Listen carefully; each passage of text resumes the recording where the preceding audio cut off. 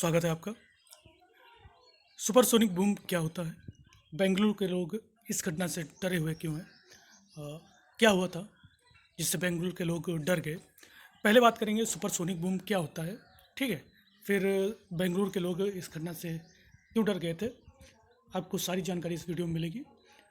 आपसे एक रिक्वेस्ट है कि अगर आप मेरे चैनल पर पहली बार विजिट कर रहे हैं तो चैनल को सब्सक्राइब कर दीजिएगा, बेल आइकन दबाना मत भूलिएगा, क्योंकि कोई भी वीडियो में लेटेस्ट अपडेट डालूँ आपके पास नोटिफिकेशन के माध्यम से जल्द पहुँचे। सुपरसोनिक बूम क्या है, पहले जान लेते हैं। सुपरसोनिक बूम कब पहले हुआ? तो सन 1947 में अमेरिकी सेना के पायलट चक ईगिर दुनिया के पहले ऐसे पायलट थे जिन्होंने ध्वनि की रफ्तार से तेज विमान उड़ाया था। इस एयरक्राफ्ट का नाम बेल X-1 था। इसके बाद बहुत सारे सुपरसोनिक फ्लाइट ने ध्वनि की रफ्तार से उड़ान भरी है और इसके रिकॉर्ड को तोड़ा है।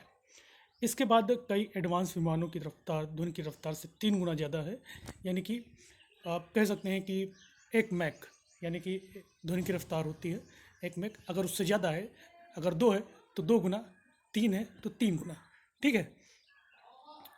इंडियन एयरफोर्स की वेबसाइट पर देखें, वेबसाइट के मुताबिक भारत के पास सबसे तेज सुखोई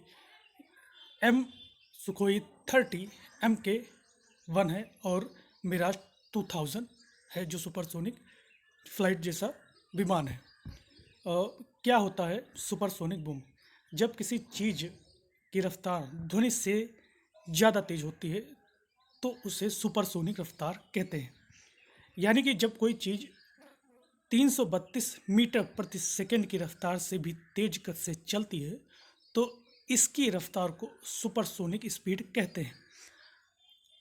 अब अगर इसे एयरक्राफ्ट से मिलाकर देखें तो बात सबसे ज़्यादा स्पष्ट हो जाएगी। अगर किसी एयरक्राफ्ट की रफ्तार 1225 किलोमीटर प्रति घंटा से ज़्यादा तेज होती है तो वह सोनिक बूम उत्पन्न करता है। विमान हवा में चलते समय ध्वनि तरंगे पैदा करते हैं, लेकिन जब इनकी रफ्तार ध्वनि की रफ्तार से कम होती है तब तक कोई फर्क नहीं पड़ता, लेकिन जैसे ही रफ्तार ध्वनि की रफ्तार से तेज हुई तो जिस जगह से यह विमान क्रॉस करता है वहाँ विस्फोट जैसी आवाज़ सुनाई पड़ती है। पिछले बीते हुए बुधवार को कह सकते हैं, बुधवार को बेंगलुरु के निवासियों ने आसमान में एक बेहद तेज धमाके जैसी आवाज़ सुनी जिससे पूरे शहर के लोग परेशान हो गए। लोगों ने कयास लगाने शुरू कर दिए कि ये किस तरह का धमाका था। इसके बाद पता चला कि इंडियन एयरफोर्स के एक सुपरसोनिक विमान से आवाज़ निकली थी।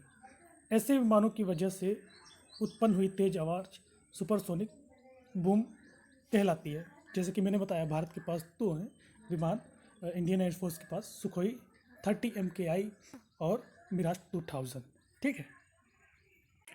मिनिस्ट्री ऑफ डिफेंस द्वारा जारी किए गए अपने स्टेटमेंट में बताया गया कि इस सोनिक बूम की आवाज़ शायद तब सुनाई पड़ी होगी जब यह एयरक्राफ्ट अपनी रफ्तार से सुपरसोनिक से सबसोनिक स्पीड में बदल रहा होगा।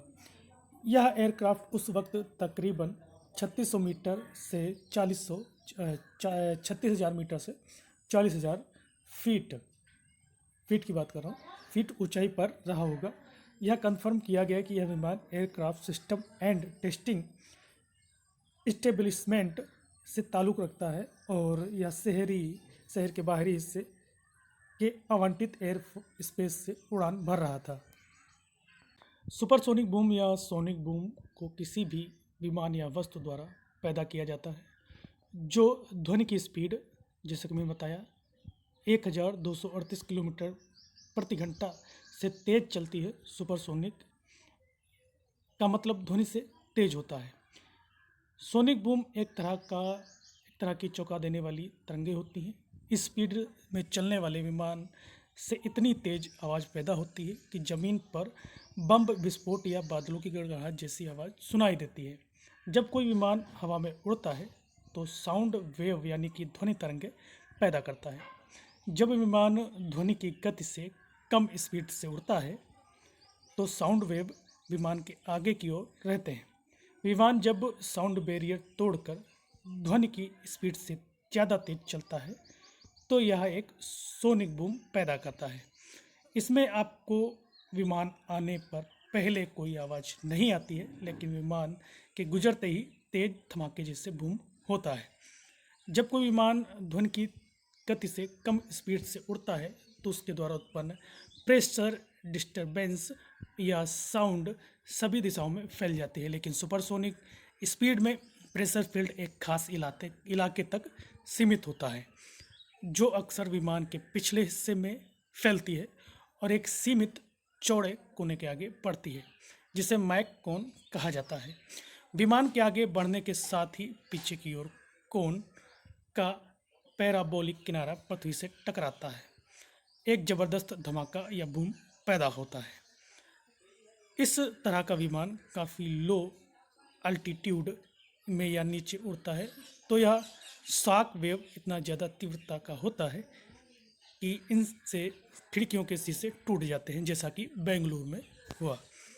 यह तीव्रता इस बात पर निर्भर करती है कि विमान धरती से कितनी ऊंचाई पर उड़ रहा होता है। जैसा कि मिनिस्ट्री ऑफ डिफेंस ने बताया कि बेंगलुरु में उस समय विमान 36,000 से 40,000 फीट की ऊंचाई पर उड़ रहा था। ठीक है, यह विमान का आकार आकृति पर भी निर्भर करती है कि इसके अलावा यह विमान के वायुमंडलीय दबाव, तापमान और हवा की गति पर भी निर्भर करता है। अगर कोई विमान बहुत लंबा है तो वह डबल सोनिक बूम पैदा करता है, एक आगे की तरफ, दूसरा पीछे के हिस्से की तरफ। तो दोस्तों, मैंने पूरी तरह से आपको समझाने की कोशिश की है सुपरसोनिक सोनिक बूम क्या होता है। अगर हाइपरसोनिक बूम अगर उत्पन्न करना हो तो वह ध्वनि से 5 गुना से ज़्यादा स्पीड होनी चाहिए। ठीक है दोस्तों, वीडियो को शेयर कीजिएगा, लाइक कीजिएगा, चैनल को सब्सक्राइब जरूर कीजिएगा। आपके लिए मैं बहुत मेहनत से वीडियो बनाता हूँ। जय हिंद दोस्तों।